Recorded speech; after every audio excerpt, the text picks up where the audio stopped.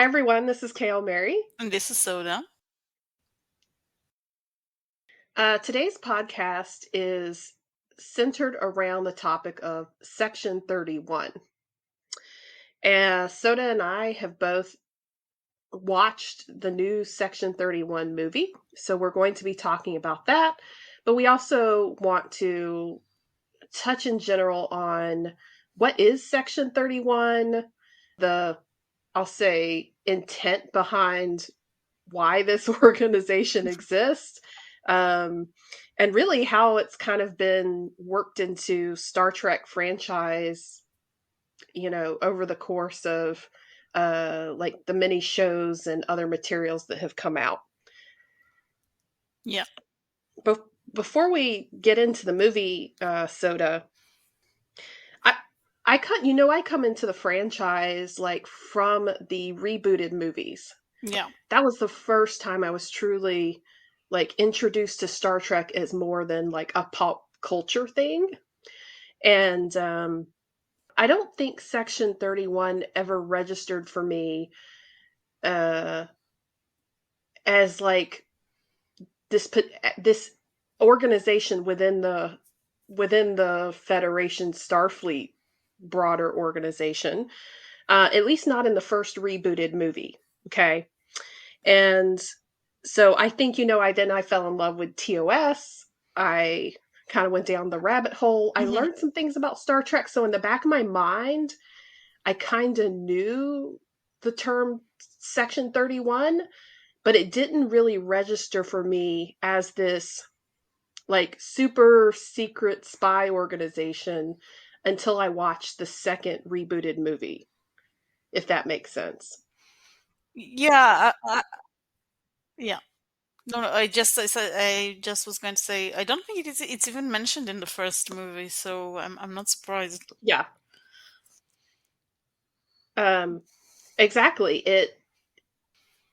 It was something I feel like I kind of on the periphery understood as a concept, but I had not to date seen them actively talk about Section 31, not until we got to Into Darkness, the second rebooted movie following the alternate cast.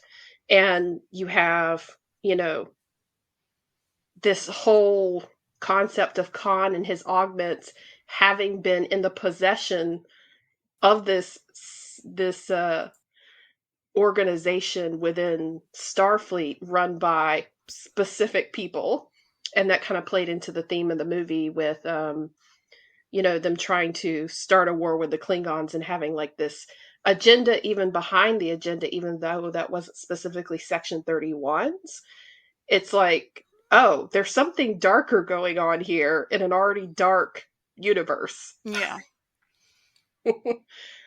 So, interestingly enough, at that point, I had started reading the IDW comics about, that were to support like some of the canon or extend some of the canon behind the movies, the rebooted movies. And I recall vividly, there was this comic about Sulu. It was focused on Sulu, played by John Cho. So, like, think of that Sulu in your mind.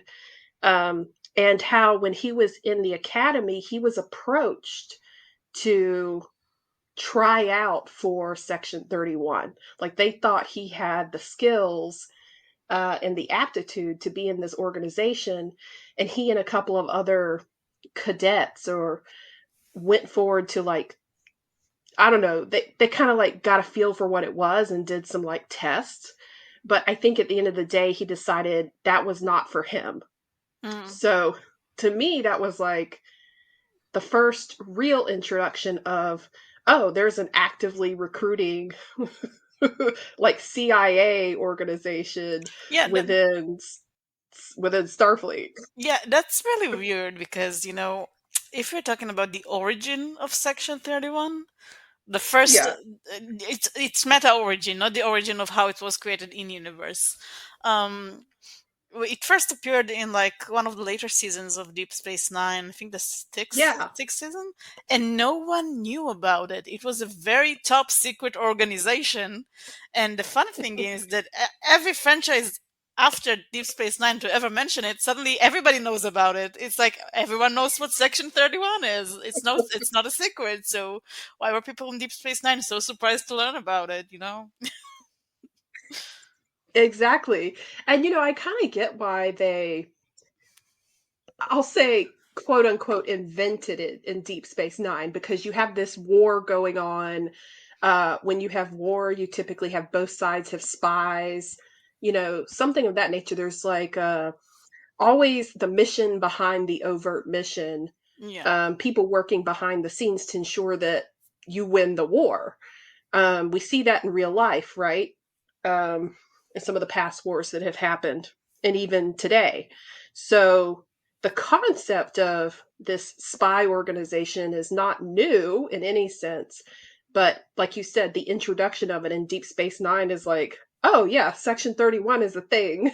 And they're basically ensuring through their spy network that we're going to do what's necessary to you know, win. but the thing is, it's not just that it's a spy network because we've seen like Yeah, spying done beforehand. You know, we've seen like in the Next Generation, Picard goes undercover as a Cardassian, or we've seen, we have seen episodes where Starfleet characters put on a costume and go spy on some other culture. Yeah.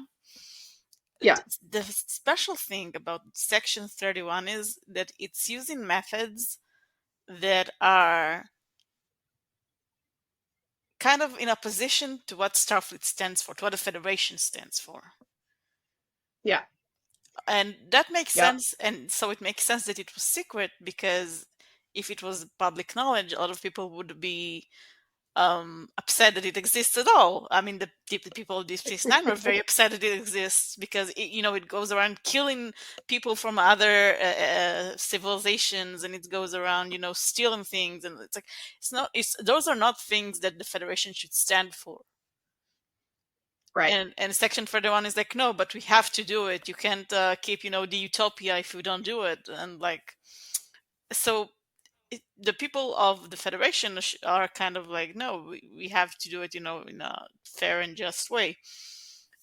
And But transparent. yeah, and the fact that after Deep Space Nine, every other entry in the franchise is like, yeah, everybody knows about Section 31, and everybody's cool with it. So it's like, okay, that feels kind of weird. It feels weird. Yeah. Yeah, Yeah. I use the term spy organization or spy like network because that's how I kind of originally like thought of it. But yeah, it's really like another department within the broader like organization of Starfleet. But also it's also the thing about it Starfleet is also Starfleet intelligence exists. Like, it's a thing that we've it heard yeah, about before. Starfleet intelligence exists, but it's like it's more autonomous. Do you know what I mean? Yeah, They like what oversight do they really have? exactly. They don't have any oversight. Exactly. Right. So it's almost like if nobody's watching you and nobody's holding you accountable, you're able to do those things that are like the antithesis of what Federation ideals are. Exactly. Yeah. Yeah. I don't know how far along you are on your Discovery watch, but the existence of Section 31, I think, was handled maybe outside of Deep Space Nine, was handled maybe the best at the beginning of Discovery, Yeah. where there were people going around with black badges that were heavily hinted to be Section 31, and they were part of the shady atmosphere aboard the Discovery, because the Discovery very much felt like this sort of illegal experiment no one is supposed to know about because it's kind of unethical. Yeah. So, So I'm done with season 2. so you probably remember that probably it was very early in Yeah. season one. So that made sense. That's like maybe the only other use of Section 31 that kind of made sense to me. Well, I mean, Section 31 is all in season 2. Yeah, They're essentially the other side of the coin trying to solve the Red Angel problem. yeah, Um, and chase Spock down. yeah. But that kind. Yeah. Yeah. But other than that, every other time Section 31 was brought up, right now it's like, yeah, everybody knows about it and everybody's kind of cool with it, which is very, very weird. Yeah. Did you get that sense in Lower Decks? Yeah, You know, I when they did. were kind of going after the clone, William Boylan. I mean, yeah, Yeah, William. I did get this like, yeah, I did get this impression because it's like I didn't get the impression that William was surprised by the existence of Section 31. Yeah. Yeah. So that's what was strange for me because if it, in a sense, because I was kind of mixed up in my, I'll say, order of Star Trek watching, Yeah. Star Trek show watches. Uh, Having seen Into Darkness and then like read the comics, I can't remember if it was right before or right after, but Mhm. if I think back to that particular comic, right, it's almost as if they were trying to play off the idea that Section 31 or Starfleet intelligence, like you said, is something that everybody knows about and is kind of cool with. But it just, I don't know. It's like the way I got introduced to it, it felt dark. And I think I've always kind of carried that in my mind, regardless of how it's been presented in other shows, that it is uh the black sheep of the family. Well, Nobody talks about it. yeah, I think that's how it's supposed to be. Yeah. Yeah. So so I feel like I don't until we watched the Section 31 movie, I still didn't have a good sense of how people actually react to Section 31. And now that you've watched the movie, you have a good sense of it? I'm not still not sure, but I think because I actually watched Section 31 movie before I got finished getting through the second season of Discovery. Again, this kind of backwards watching, right? Yeah. um, I feel like in comparison, Discovery did the best job Mm. of challenging what Section 31's mission is, and is it the way they approach things. Sometimes it's like the necessary evil, but people don't really want to do it if they don't have to, Mm. Yeah. like regular Starfleet officers. Yeah. So that's what I took away. At this point, that's kind of where I am on the Section 31 mythology. Yeah. Honestly, I personally wouldn't mind if we don't hear as much about Section 31. I don't think it's like I Yeah. think it was explored pretty well, like you said, in the early seasons of Discovery and in Deep Space Nine, where it originated. I don't think we need more of it that much, honestly. Kind of like the Mirror Universe, if I'm being honest. It's like an idea that is kind of being beaten to death and kind of taken away out of its like original concept. Um, So here's what concerns me though. yeah, For some reason in my mind, I thought that, or maybe I'm not wrong, but I thought that Section 31, because they were introducing it in like in that second season, kind of with a heavy hand in Discovery, that they were going to do a spin-off series for Section 31. according to rumors, they planned on it. Now that I've seen the movie, if the series was going to be anything like the movie, I kind of get why they didn't go with it. I'm sure that they were kind of saying to themselves, okay, if this movie is going to be like a great hit, then maybe we'll do a series. But I don't, it didn't happen. So I don't think Yeah, we're going to get but it. I could have sworn that, it's like that rumor of a spin-off series, and then instead they end up coming out with a movie. There's still some, I'll say, COVID pandemic timing during this production era. Um, but if you had to ask me as a fan, would I have wanted Section 31 as a spinoff series or Starfleet Academy as a spinoff series? I automatically would have said the Academy. Yeah, Even I'm after with what I you saw there. on Discovery 2, I would not have wanted a show Yeah, about that. yeah. Um, yeah, I completely agree there. Uh, yeah.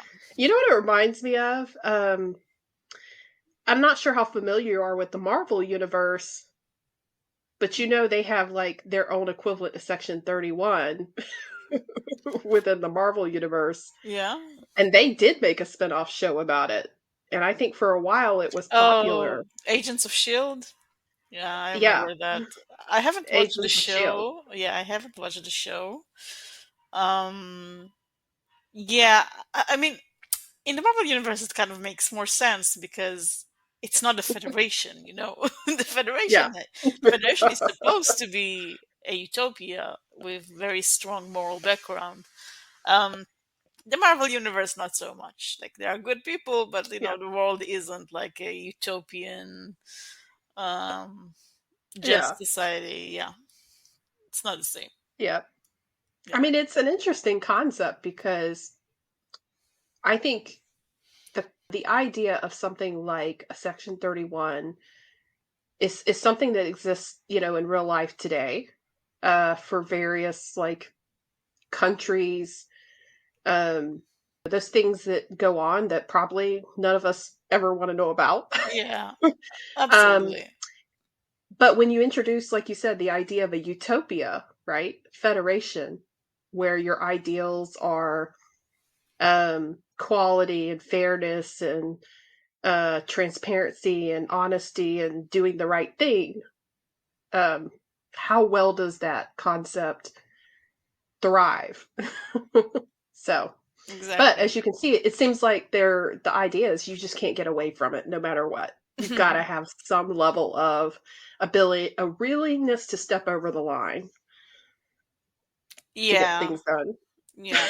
I mean, I think in Deep Space Nine, they kind of made the argument that it wasn't necessary. Like nothing that they did. I mean, the most immoral thing that happened that helped the Federation was done by Garrick, not by Section 31. Yeah, Nothing that the Section 31 did kind of helped the war effort. So it was kind of yeah. like I don't know. I I you feel like went, Cisco had his Section 31 moments. yeah, maybe, but Yeah, I think the original concept though was to say like yeah, the original concept very specifically focused on Julian Bashir coming yes, to terms with this organization because Bashir also had this like idealization of spy organizations.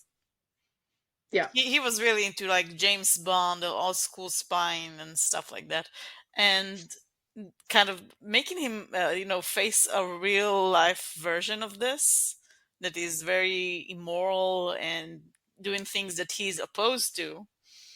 They kind of made him realize that in real life those organizations kind of suck. They're kind of yeah, bad, and that it made sense to make them ineffectual in a way. um Again, they kind of missed the message because like I said, Garrick did do ineffectual things that did do immoral things that helped the war effort. At the end of the day, just didn't yeah, do them as part of Section 31. But yeah. yeah, But the original concept of what I think was just to make a spy organization that is Julian has to confront the idea that it's a bad concept in reality. It's like it's not very glamorous, it's not very fun, it's very messy, and yeah, it's very immoral a lot of times. So that was the original concept of the of the organization. I think we should talk about the movie, but give a little background first Yeah. so people can understand like where it drops us in. This movie kind of picks up with it centers on Philippa Georgiou and picks up after the second season of Discovery. At the end of toward the end of the second season of Discovery, Philippa Georgiou was originally the original Philippa Georgiou. Let's talk about that. The original Philippa Georgiou was the captain of the main character of Discovery, Michael Burnham, that died. And Michael kind of feels like it's her fault mostly. Right. And the Philippa Georgiou we get in Discovery then was when Discovery kind of found themselves in the mirror universe, and they found the mirror version of Philippa Georgiou, who happened to be the emperor of the Terran Empire. She snuck out to the Prime Universe and was kind of tagging along with the Discovery crew ever since. What's interesting is at the end of season one, right? Yeah, Georgiou is stuck in the Prime universe. yeah, Obviously, she's just like being in a utopia is terrible. yeah, But Starfleet itself feels like they have to keep some kind of control over her. And so the last you see of her is she is like has some kind of deal with Starfleet, but you don't quite know what they're doing with her until yeah. you get into season two when she shows up really as one of the members of this Section 31 in pursuit of an escaped Spock uh, in this whole Red Angel arc. So, and that's when you learn that there is this crew under this Captain Leland, or is he an admiral? I can't remember. He essentially has a bunch of Starfleet officers who, like you said, wear little black badges and are call themselves Section 31. Yeah. Yeah. And they're doing their own thing. Yeah. They don't necessarily want to play with the Discovery unless it suits their own agenda. Yeah, she works for a bit with Section 31, then she kind of joins the Discovery, then the Discovery catapults to the 32nd century. It's a long Yeah. story. Oh, watch Discovery to find out. And in the future, they kind of discover that something about her molecules is wrong because the Prime Universe and the Mirror universe, the yeah. Mirror Universe are kind of going out of sync or something like that. Spanish mumbo jumbo, and Yeah. yeah, and so they meet the Guardian of Forever. Isn't that a blast from the past? The Guardian of Forever takes her back to the 24th century, which is it's not back to where she met Burnham. It's more like the TNG timeline. Um, Yeah. yeah, and that's where they leave her. Um, that's where she exited the show, basically, the Discovery show.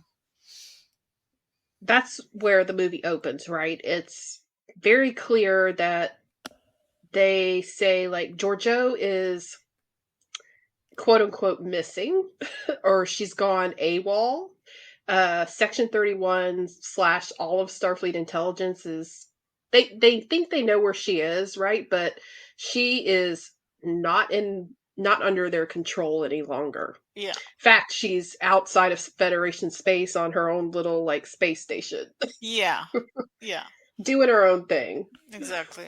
She's like we're in a So space station. It's very, it's very Star Wars. It's very, the bar on Tatooine or whatever the place is called. Um, it's kind of a shady space station. It's a bar. There is music, and all kinds of criminals come by and make deals with each other, and it's very standard space stuff, space yeah, adventure stuff. it's I called it like, oh wow, this is real space opera. Yeah.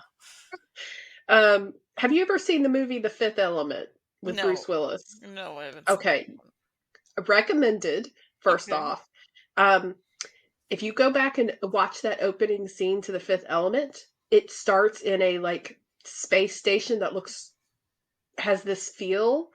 There's a bar and there's an opera singer, Of and course. everybody's dressed in all these like crazy fashions. And the moment this scene opened in the movie, I was like, this is The Fifth Element. This is direct inspiration from The Fifth Element. I mean, the correlation for anybody who's seen that movie is just like, I know where you got this from. Yeah, I'm not surprised. Like I It's said, it's very standard, like space yeah. opera stuff. Yeah. But we should mention that the movie also opens with a flashback to the Tyrian Empire when a young Philippa Georgiou is Yeah. returning to her homeworld, and she's telling her parents that she has become one of two final contestants in the competition for who's going to be the next emperor. Which is weird for me. I don't like that. Yeah. But finish your synopsis first because I'm gonna talk about that. Oh yeah. They're like, oh, so, what happens next? And then the next thing you know, they're all sharing a meal together, like her family, while she's talking with them, and they all die. So Yeah, she's poisoned them. So you learn that she has essentially done what the other contestant wasn't willing to do, which is cut all personal ties, meaning go in and eliminate your family and friends. And so therefore she wins and she is crowned emperor of the Tyrian Empire. And oh, in the process, the other contestant who couldn't kill his family then becomes her personal slave. yeah, And FYI, she and this other contestant, like, supposedly on the side, had this very close, intimate connection. yeah. And they said, we are two, but we are one. But she does not hesitate, as she did with killing her family, to, like, you know, burn the Betray. side of his face and turn him into her subordinate. Yeah, So insane. yeah. The whole empire shows up and kneels to her. So she's like an 18-year-old emperor or something. hmm I don't know. Very Hunger Games. Very Hunger Games. Yeah. Um, why is this how a new emperor is crowned? I just, what kind of sense does that make? Why? I Why? don't think it makes any sense because in Discovery, um, when someone, it just seems like in Discovery or like even in TOS or some of the other shows, like if you wanted to become emperor, or even if you wanted to become captain of the ship, you had to kill the captain and take over, Exactly. mutiny. Yeah, exactly. So that concept, like, should be the natural concept for who's the next emperor. It's the strongest. It's the person who overthrows the old emperor, Exactly. That's what I not a figured. contest of the youth. Yeah, I just And don't see how what kind of sense that makes. It makes no sense. It's kind of like again, you said the first scene is very The Fifth Element. This scene is very Hunger Games. yeah, They're like taking things from popular movies, taking concepts and like using them. it's strange. The only reason I could rationalize it is it's like a grooming process, taking young potentials and making them utterly Yeah, ruthless and but want to but use who's the doing emperor. that? But Who's doing that? yeah, Because where is the older emperor? Who is doing that? exactly. What do you do? Like, do you just like, oh, the emperor reaches a certain age and you're like, we're gonna replace you, so let's like behead you and bring out the young one? Yeah, Like, how does that work? who is doing the beheading? Who is bringing out the younger ones? Like, yeah, Yeah. it's very weird, very very weird. But the Um, point was to show how ruthless and ambitious she was to become the emperor at such a young age. yeah, and also to show Yeah. her one weakness, Yes. her very close relationship with that one guy. Yeah, Yeah. Yeah. Okay, so back to the space station. We're going to get introduced to the whole cast. So back on the Baram, Giorgio is going under the pseudonym Madame de Franck. yeah, Okay. There's some Section 31s already kind of infiltrated the bar. But the agent who approaches her is named Aluk Sahir, yeah, something like that. yeah. Looks here, yeah, that's his name. Yeah. And, obviously he's not saying he's Section 31, but Giorgio she's Giorgio. She is former Tyrian empress. She can sniff out these people no matter what. So, Mm-hmm. um, he basically says, uh, we need your cooperation. We have an object that we are after and have to acquire, and we know it's coming to your space station. And by the way, like, you owe us one. Yeah, So she's introduced to basically all the other agents that she kind of like knew were at her bar. They're a motley crew, let's just put it that way. There's a Delton. yes, um, Mel. There's a something. There's a cameloid. Yeah, they call him Basically, Cameloid.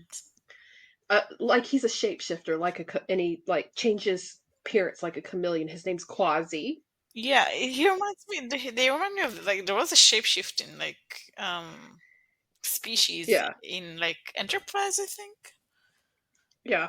Yeah, weird that they I don't didn't think it bring. was this one though. Yeah, it's not this one, which makes me. It's kind of weird that they didn't bring out that one. Why invent a whole new, a whole new species when you already have Yeah. one?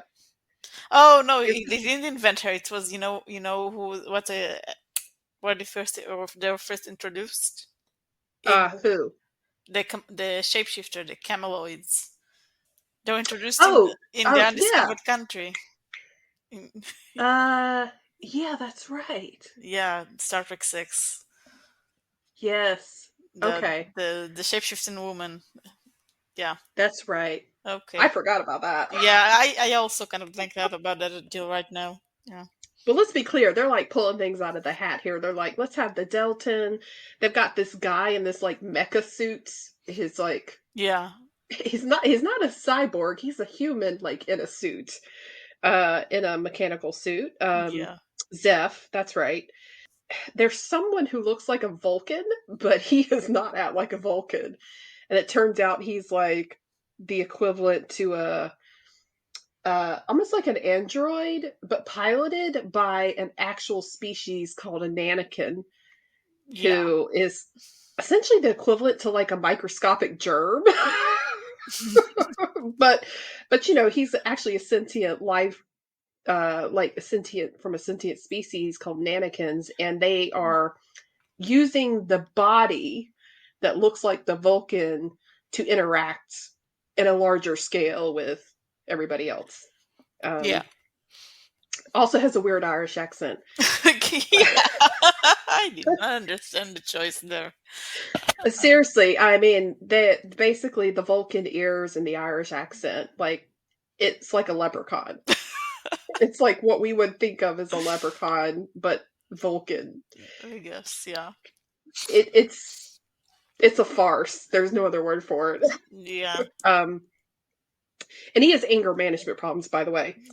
And then there's a regular Starfleet officer, human, female, named like Garrett, Rachel Hmm. Garrett, and she's supposedly very by the books, and she's there to keep everybody from like committing mass murder. Yeah. So They're yeah, very much a motley crew. What are these people? Um, okay, so let me ask this question: have you seen the Suicide Squad I have seen from the Suicide DC? Squad. I've seen both versions. So this was my first impression Yeah. of this motley crew was Suicide Squad. Yeah, I can see why, but Except not exactly fully criminal. yeah, Although some of them definitely are kind of criminal-ish. yeah, the yeah, the Irish nano alien and the Delton and the yeah and the mecha suit guy definitely gave off some like possibly criminal vibes. We don't learn anything about a look at this point. Yeah, So we just know he's like the leader of the little band. yeah, He's kind of in charge. So their job is there's this person or this arms dealer called Data No who's bringing this new weapon to sell, and he's going to do it from the space station of the Baram, and they need to intercept him and get the weapon before it falls into some worse hands. hmm, yeah, The Motley Crew has a plan, and Giorgio's like, "That's stupid. The stupidest plan I've ever heard. yeah. I'm going to show you how we're going to do it." So, ensue fight scene. And Sue fights in. There is there is a sense of a cool sort of concept because like they have this thing where there is the MacGuffin, the object they are all after, and Yes. there is a device that makes you out of sync with objects around you, and they put the device, Interface. yeah, Woohoo! interface, and they put it on the object, and now only people who are in sync with this object can touch it, and then it becomes sort of like a catch, a sort of a game of catch, where they toss around like the object and turn in and out of phase with it, and it could have been cool. The execution was kind of lacking. Yeah, I actually did like that concept of the like interphase or the phase pod. Um, I thought it was a smart way to like do a sci-fi fight scene. yeah, And obviously I love Michelle Yeoh anytime she's fighting. But the problem for me was it was gimmicky. yeah. Yeah, It wasn't a serious fight scene. There's a lot of like punches and kicks and running through walls, and this third party, unknown third party, all masked, shows up to steal the object, steal the weapon that they're trying to get. And so Giorgio has to chase this new person since they've already disabled like Data No. Um, and then you have like Zeph in the background just running through walls, like crashing walls down in his big mecha suit. Like, what's yeah, the point? exactly, exactly. It's it's not the worst action scene to come, but yeah. Yeah. Anyway, and also I didn't quite get the logic of like how Giorgio's foot got stuck in the wall when the rest of her went through it. I didn't get You know, I didn't get how it didn't immediately fall off when she turned in phase with the wall, because exactly. The I think they lost some of the point of the science behind the phase pod because there were points where one of them shouldn't have been able to touch that device and they did and like ran off with it. And I started yeah, going, no. yeah, Um, but anyway, she loses the pod to the third party. They run off with it, and then they basically realize one, two things. She gets a look at the weapon, and it shocks her because she recognizes it. And two, um, they realize that somebody tipped off this third party about this weapon.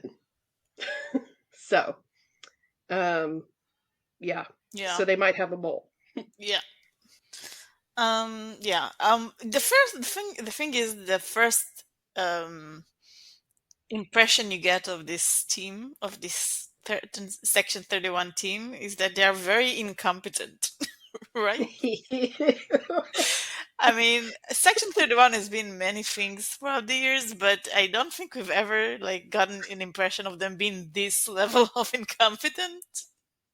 I can't remember, but doesn't the Delta die straight away? Yeah, basically, yeah. Even in this fight scene, I think. Yeah, yeah. In this fight scene, she dies. So She just already they're down a crew member, and it's like, I mean, the level of incompetence there is they have no ability to work together. yeah. All they do is argue with each other and make fun of each other, and they all like have these big egos. Yeah. um, but it shows terribly that they're not a team, actually. Yeah, that's what gives it the Suicide Squad feel that you said, because Yes. the part of the Suicide Squad is that those people aren't team players and they don't even want to No. be here, they just kind of have to. And you don't sort of get the impression that this is what's going on here too, because like, why are you people even here? So tell us about what this weapon is, Soda. Yeah, it turns out that in the distant past, when she was still an emperor, she commissioned scientists to create a weapon that is kind of a failsafe for her reign. That if someone threatens her reign, she can. If someone threatens her to the point where she thinks she's going to lose, she'll just activate this weapon, and it will create a chain reaction that will basically destroy the entire universe. Yeah, Yeah. so and the scientists who made it immediately killed themselves when they completed it, because it has to be dramatic. Um and yeah, and somehow this weapon found its way into the Prime universe. Um called Godsend. Yeah, the godsend, and they have like this little bit that I guess is supposed to be funny about whether this it's the godsend or the god's end or something like that. Yeah. Yeah. Badly placed humor, right? Yeah. That's also a theme. That's yeah, very much a theme of this movie. So basically, she says, "This is the weapon I created, and how did it get to Prime Universe?" Yeah. Which means they begin to suspect Data No is from the Tyrian Empire, not from the Prime Universe. Yeah. Um, and they're correct. I think this is the point at which, like, a look gives his backstory to Giorgio because Giorgio like doesn't trust anybody. I don't know why he thinks this story will build trust with her, but he basically says he's from the eugenics war. Yeah, he's an augment. He's an augment from the eugenics war that was forced to become an augment by probably, I guess we can infer, one of Khan's like main leaders. Yeah. Um, he got like probably cryogenically frozen and somehow revived by Section 31, and he regrets what he used to do, which is kill a bunch of people when he Yeah. was turned into an augment. Yeah. I don't know how he thinks he's going to connect with Giorgio on this, I because think she was willingly, yeah. willingly an emperor who murdered people. So, yeah. Yeah. Uh, okay, so yes, this is the point at which they learn that there's an easy way, quote unquote, an easy way to get from the Tyrian Empire, the Mirror Universe, to Prime Universe through a wormhole that opens regularly on the regular when two ion storms like collide. Mm-hmm. Somebody knows exactly when that wormhole is going to open between the universes. So, Yeah. I guess it makes sense, of how many times you've seen people cross over into the German universe. but technically, it seemed like Giorgio came through the spore drive. Yeah. And that's how Lorca came into the Prime Universe, and how like they went back and ended up with Giorgio coming back. So this wormhole is just another. I mean, it's another mechanism to explain why the Godsend is there and Yeah. where the villains are coming from. They're interrogating Data No. Somebody busts into the quote like safe house and blows it up. They blow up their ship, the ship that the Motley Crew Yeah. needed to get off the planet with the safe house. And actually, this is the point at which they realize they probably definitely have a mole in the group, because there's no way this mysterious third party who now has the weapon would know where they are, Yeah. unless somebody is a rat. Exactly.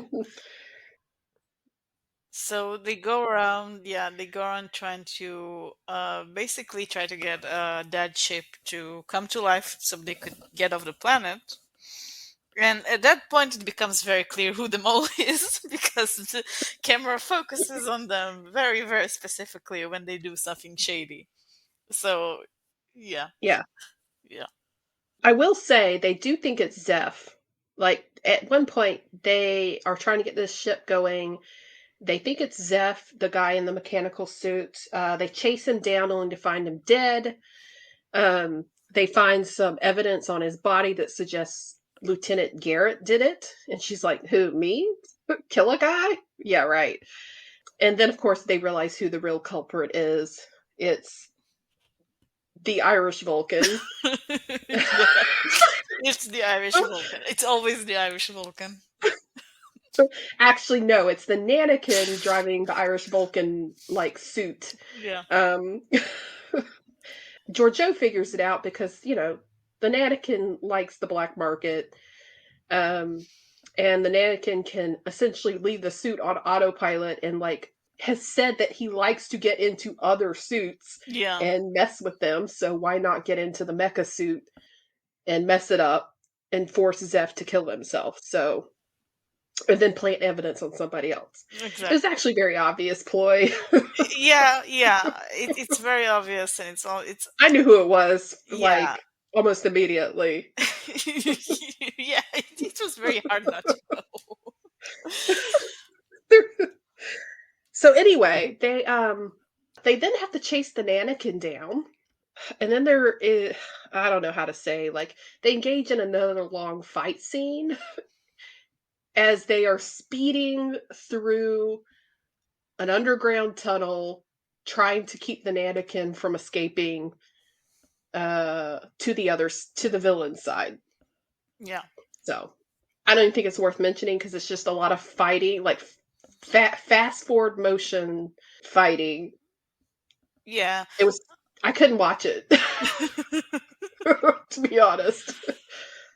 And I watched this movie twice, by the way. Oh, really? I watched it the first time because I was watching with a friend Mm, and I wanted to see the movie. And then I watched the second time so I didn't forget anything mm. for this podcast. Uh, Kudos to you because I wouldn't sit through it again. Honestly. I like Michelle Yeoh, but I don't like her that much. Just one for the team, yeah. Yeah. Um, yeah, another really long, surprisingly, for how, quote, fast they were going fight scene. Giorgio's the only one left to keep up with the mannequin as he tries to escape. The mannequin reveals that the person who stole the weapon is, in fact, her former slave Yeah. who supposedly like killed himself in her employ when she created the godsend. So she thought this guy was dead, and she's shocked to learn that he's alive, and not only alive but faked his death, and he's stolen the godsend. Yeah, and then there's a final fight, of course. I'm guessing I don't know who this actor is, but I'm guessing he's also a martial artist kind of actor. Because that was probably the best fight of the Yeah, movie. And where Michelle Yeoh and this guy really got to shine, with their talent. Um, yeah. but there's like a fight, both a fight and also like Jojo is trying to like she's trying to like speak to his heart, talk about their past together and whatnot. Yeah. Because his plan is basically to Take it back to the Well, his plan is to let the Turian Empire come through. yeah, I kind of lost the plot of his plan because he also wanted to use the weapon, but also if the weapon was used, then it doesn't make a lot of sense. He wanted to ruin It the doesn't. yeah, he wanted to like make the weapon work, like turn on the weapon and destroy. I think the mirror universe, and then take over the prime universe with the mirror universe armies. I think that was the Well, plan. they did say that since Giorgio had no longer been emperor, the Turian Empire was in jeopardy because they had run out of resources. Yeah, So maybe the intent was that they would open the wormhole, they would go back and like pull the Turian Empire into the Prime Universe for all the new resources, yeah, and then they would like wipe out the Mirror yeah. Universe I think that in was the the plan. Yeah, process. I think that was the plan. Because you can't wipe out Prime Universe, there go all your But resources. exactly, that won't make any sense. And you can't wipe out the Mirror Universe because then you just wipe out yourselves if you don't go Yeah, anywhere else. yeah, okay, yeah. It's a very weird Oh, we plan. forgot to mention the garbage scow. So the garbage scow is their ticket off the planet. They obviously have to pursue Non and the Godsend and the Nannikin. Yeah, But they got to get off the planet, and so they revive this old ship. There's a lot of like beyond callbacks here, where they're like, not sure they can get it to lift off and kind of like brace themselves. But they managed to get out into space and to like charge after the other ship. Um, that's where Giorgio and a look transport onto the other ship, and then the fight ensues. yeah. It's a look against the Nanook, and it's Giorgio against her her former lover slash slave. Yes. Yeah. Um, yeah. Yeah. Giorgio is really surprisingly emotional in her fight scene with this non-person. Like you I think said in his the name is beginning, San. oh, San, sorry. Yeah. It is Sans, Yeah, yeah. yeah, San. Um, she is, like you said, he is her weakness. He Yeah. is the one person she wanted by her side when she was emperor. And to still see her for who she was before she became emperor, even though, I mean, there's there's no, like, she is a mass murderer. Yeah. There's no way around that. So, um, I don't know. It seems like the whole point of, like, the underlying thread in the movie is supposed to be people like Alok and Giorgio who did really terrible things in their past and were, like just killing people left and right, have regrets, even if they can't do any. They're still not like good people. Yeah. It's Basically, weird.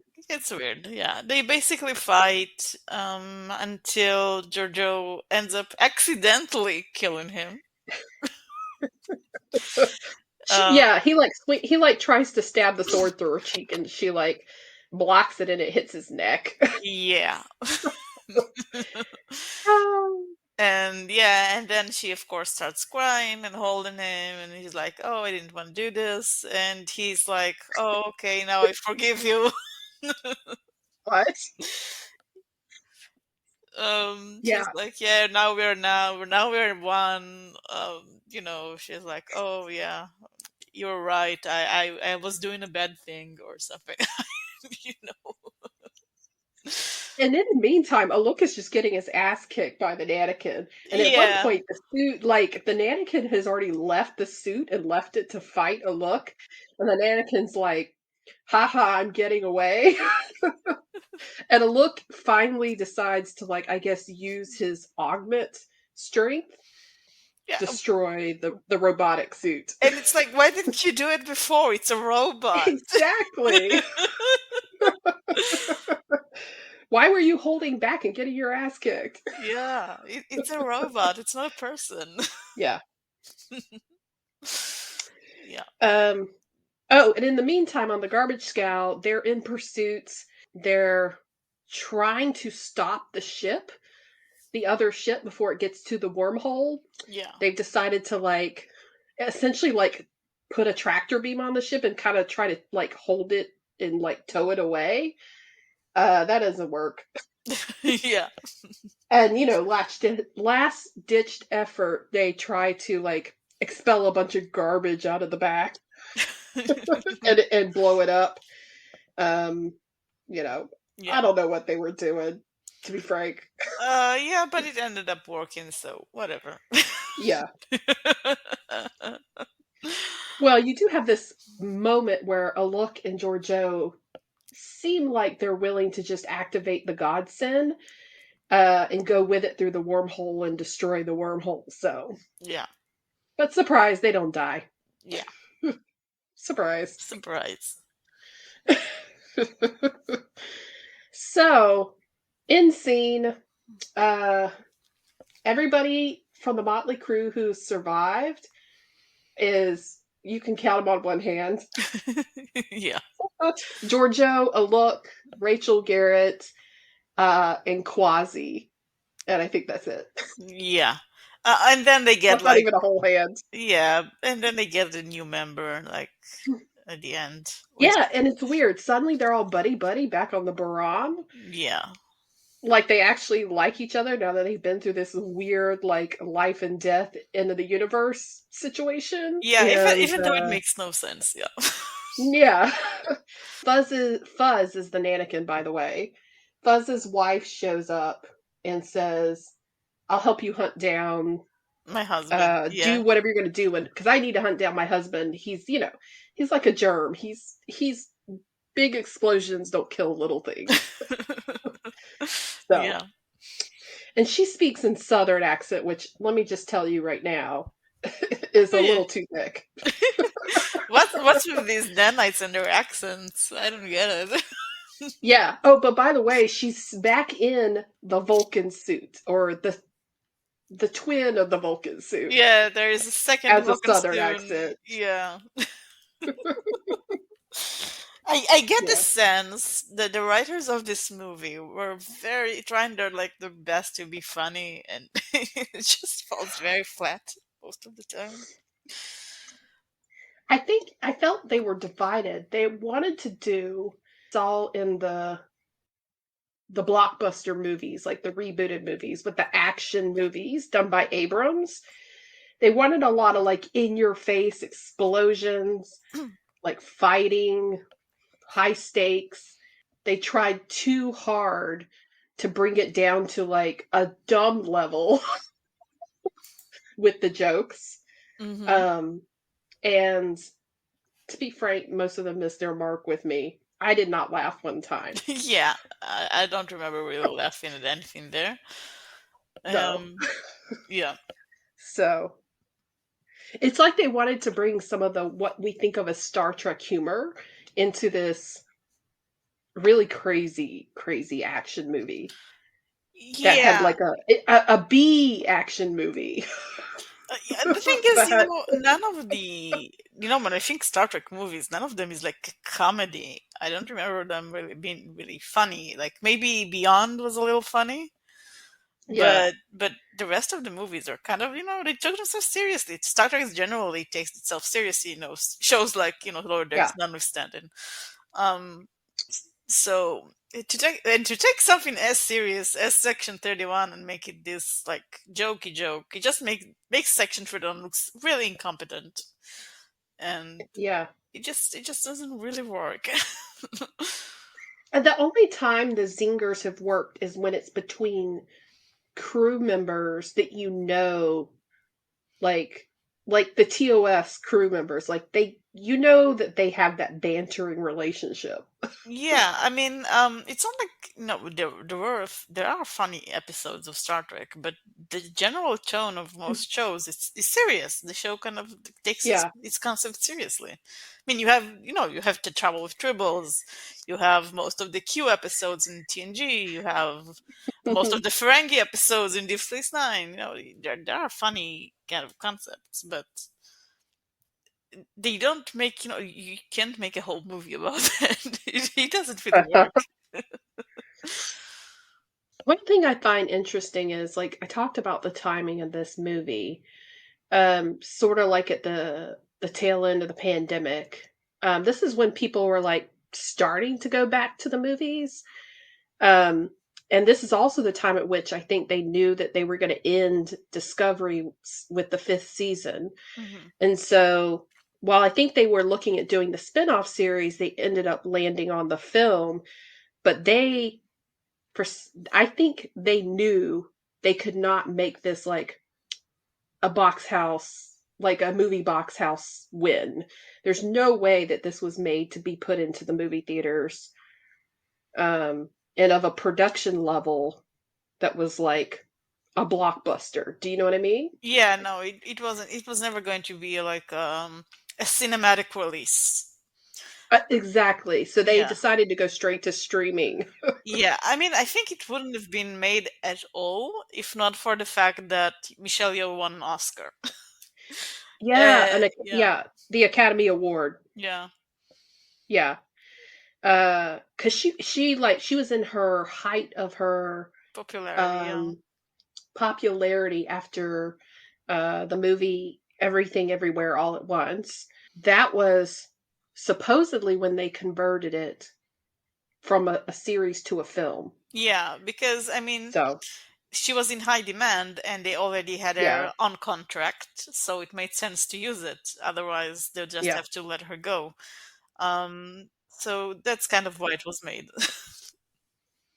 We didn't talk previously a lot about what Georgiou's character was like in Discovery, but I would be interested to hear how you felt about her from Discovery versus what you saw in the Section 31.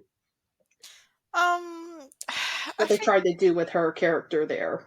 yeah, I don't know if I really liked how emotional they made her toward the end. She did have like an Yeah, interesting relationship in the show with Michael Burnham, and she did kind of yeah, become, closer to the Discovery crew, but it took time, and she never. It was never like this level of closeness like she had with this Sang character. And it felt like really exactly. like doing it felt really cheap. It felt really cheap to just give her this never seen before guy that was like really important to her. Um, Exactly. yeah, Because they spent so much time in Discovery talking about how her only weakness in the Turian Empire in her career was Michael, yeah, because she raised Michael, yeah, and she loved Michael. And even in like the end of Discovery season 2, Michael's mother telling Philippa Georgiou to look after her, and Georgiou's like, you can see that a Georgiou cares about Michael the Prime Universe, even if it's not to the extent that she cared about the one that she raised. yeah, So you know she can have a close relationship, but there was never any talk about anybody else that she felt that way about. exactly. I agree with you. It felt cheap to come at it from a like a lover's revenge angle, which is what it felt like. Yeah, Because I didn't buy the whole plot line, like they needed to take the godsend and come take over the Pride universe. That was just like in the background. It felt more like uh, she ruined this guy's life, yeah, and basically. and he's come back to get revenge for it in the worst way possible. And as he said, make her feel as much pain as she inflicted on him. Yeah. So I was like, okay. um, this is a personal vendetta. This is like not really about saving the Korean empires, Yeah. even though he swore he could do it better and more with more mercy than she did. And I was like, mercy, dude, you've got a universe killing device in your hand. So anyway, I didn't feel I mean, it was too out of the left field for me. I did not buy into the love story, or like could have been love story there, or her feelings for this guy. So Absolutely, yeah. kudos to kudos to Michelle Yeoh for just doing it Yeah. because it was in the script. Yeah.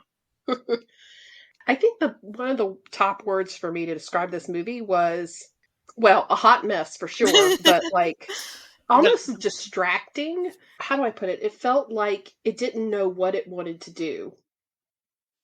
I agree. I think my takeaway, my one word to describe this movie is disposable. Yeah, Because it looks like they just kind of wanted to make a movie with Michelle Yeoh. They kind of threw everything at the wall. Basically everything they had, every idea. And just nothing felt really developed. Like there was no concept. They wanted yeah, to, did you want to make like a ragtag team that comes together? Did you want to make an actual Section 31 movie? Did you just want to make like a story about Giorgio and her past lover guy who was also a slave or whatever? Just just kind of throw everything at the wall and see what sticks, sort of movie. yeah. They really, in this sense, hitched their wagon to Michelle Yeoh's star. Yeah, I think they convinced themselves her rise in popularity, like international acclaim, and the fact that they people liked and had good reception to, I think, Giorgio's character in Discovery, even though it was a mirror universe. Um, and the fact that Michelle Yeoh liked doing the Star Trek work, they're just trying to cash in on it yeah, at that peak. exactly. The problem is the movie was bad. Yeah, yeah. That is the And main problem. the writing was not solid. The characters were too Suicide Squadish, and like they tried to make them so individually different and like loony that it just came off like as a cartoonish approach. And they wasted Michelle Yeoh's talent. Mm-hmm. Even though she got to do like that fight scene at the end, I'm like, you could have put her in a lot better fight scenes. Exactly. Now, Yeah. the only thing I did like was her outfits. That's true. That's true. She did look very good in this movie. I did like her outfits. I didn't like anybody else's outfits. Well, I mean, how many outfits did we really have? And I had a really hard time with Fuzz. Um, that truly felt like a cartoon character. Yeah, he really did. He really did. It felt like a joke character. That's like we're supposed to take him seriously as the villain. Yeah, Yeah. yeah. And he started ranting about like this nanite supremacy, like, oh, we can survive the explosions, we'll be here long after you giant people or something like that. And it's so You nasty humans. yeah, it's just it felt so weird because it felt like a joke, but like we were also supposed to take it seriously as a villain. And it's like, Like, I'm sorry, Mr. Nanikin, why are you in like in Starfleet again? If you yeah, hate but how did you if you get hate all here? other walks of life. Yeah. It was not a Star Trek movie to me. It was just an action movie with really bad humor Yeah, and a bad storyline. Um, which is a shame because they had a star talent. it's true. Yeah, Yeah. yeah. Now, that being said, if they ever get Giorgio back into another show for a cameo, I'm down for that. I think it depends. I wouldn't immediately say Yeah. no, but it definitely depends. Because she is from the mirror universe, and her character is kind of complicated to explain. So imagine just her Yeah. just popping up somewhere. It's gonna be really weird. The perfect place for her is lower decks. Yeah, but we don't She have just, lower decks anymore, everybody sadly. pops into that show. That's true. Sadly, we don't have lower decks anymore, so I know. yeah, So, yeah, yeah, it's unfortunate that it was a disappointing movie. yeah. So, It is unfortunate. uh, We haven't gotten a movie, a Star Trek movie that's like part of the Prime universe in a long time. It's kind of yeah. sad that the first one we get is this one. Yeah. I won't care if I don't see any of the other characters ever again. Yeah, yeah, So, they just tried too hard to stick into like the concepts that we were already familiar with, like the augments and the deltons and this concept of Section 31, and I just don't think it meshed well, yeah. unfortunately. I completely agree. I won't be watching it again. It's my third time. Yeah, as I said, it's really kudos to you for watching it the second time. I can tell you it didn't get any better on the fifth watch. Yeah, I believe you. Kind of half watched it and did other stuff, but I was just keeping my memory fresh. Yeah, And moving into the third season of Discovery. You've told me I'm going to see Joe for a while, yeah, so that's good. I'll be happy to see Michelle Yeoh on the screen for a little longer. Don't really like how she took so much of a backseat in the second season, mm, but there was just so much else going on. Like I couldn't even figure out who was in the driver's seat. yeah. And I think the third season is like I think it's really good. Discovery, the third season, it's like it becomes a better show. I think in the third season. Okay, so it really is gonna find its footing. Yeah, Okay, yeah, hanging in there. yeah. And the thing about Discovery, it really does get better with every season up until the last one. Just like every season is better than the last one. Okay. Anything else about Section 31? Yeah, as I said before, I just want to reiterate, I'll be very happy if we don't hear from Section 31 again. Not even just these people, but unless the writers have something actually interesting to say with Section 31, let's let it rest. Let's not like they're working right now about the Star Trek Academy show. I don't want to see Yeah. people recruiting students to Section 31. Let's not make this a plot line. Yeah. And any future movies, if they do go back to movies with Star Trek, try to keep Section 31 out of the plot.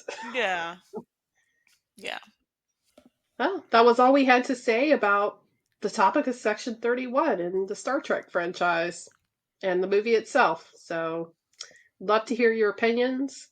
Until then, Soda and I will be back with another podcast. yeah. Take care, everybody.